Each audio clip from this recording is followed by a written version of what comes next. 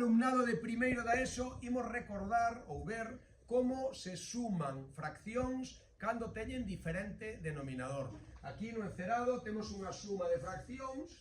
Ben, a primeira cousa, aquí hai un número que é un número natural, o número 1, que non é unha fracción, pero sempre podemos velo como fracción, porque os naturais están dentro dos racionais.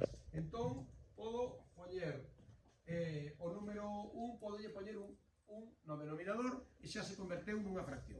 Entón teño para sumar 1, 2, 3, 4 fraccións, pero con denominadores diferentes. Unha ten 4, outra ten 5, outra ten 1 e outra ten 10. Entón, eu o que necesito é escribir estas fraccións, escribir outras iguais a elas, pero todas co mesmo denominador. Con que denominador? Con mínimo común múltiplo dos denominadores. Entón, teño que calcular o mínimo común múltiplo de 4, 5, 1 e 10. Bueno, o do 1 sobra de poñer aí, porque todos os números son múltiplos de 1, vale? Entón, descompoñería 4 como 2 ao cuadrado, 5 xa é primo, 1 xa digo que todos son múltiplos de 1, e 10 é 2 por 5. Entón, o mínimo común múltiplo son coller todos os factores co maior dos expoñentes. Por lo tanto, vou coller o factor 2 e o factor 5 e ao 2 vou poñer ao cuadrado, porque vedes que aquí está o cuadrado. O 5 non. Vale, entón isto vai a ser 2 ao cuadrado por 5, o sea, 4 por 5, 20. Xa teño o meu denominador, o que necesito para que todas as fraccións teñan o mesmo denominador. Entón, agora poño a mesma estructura que vexo aquí sempre. Adrián, poño a mesma estructura que vexo aquí sempre. Raya de fracción máis raya de fracción menos raya de fracción máis raya de fracción. Imos a ver.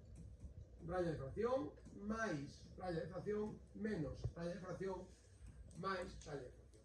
Aí están as novas fraccións, todas con denominador 20. Colócolle o novo denominador e agora vou cambiar os numeradores. Como? Pois o 20 divido entre o denominador vello e o resultado multiplico polo numerador vello e eu teño o numerador non. Así que fago 20 dividido entre 4, 5 por 1, 5. 20 dividido entre 5, 4 por 1, 4. 20 dividido entre 1, 20 por 1, 20. E 20 dividido entre 10, 2 por 1, 2. Xa teño a miña suma de fraccións co mesmo denominador, todas con denominador 20.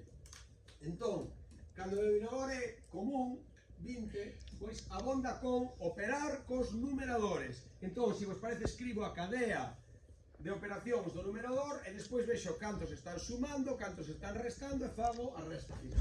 Veña, sería 5 máis 4 menos 20 máis 2 igual. Entón, abaixo hai un 20 e arriba, fixadevos, sumando están 5 e 4, 9 e 2, 11. Sumando están 11 e restando están 20. Por lo tanto, na resta vai quedar negativo e vai quedar a diferenza entre 11 e 20, que son 9. Por lo tanto, menos 9 entre 20. E agora penso se podo simplificar esta fracción. Arriba, os factores son 9, do 9 son 3 e 3. 3 por 3, 9.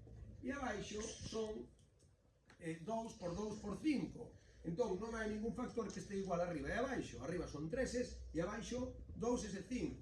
Por lo tanto, esta é a fracción irreducible, con isto queda realizada a suma.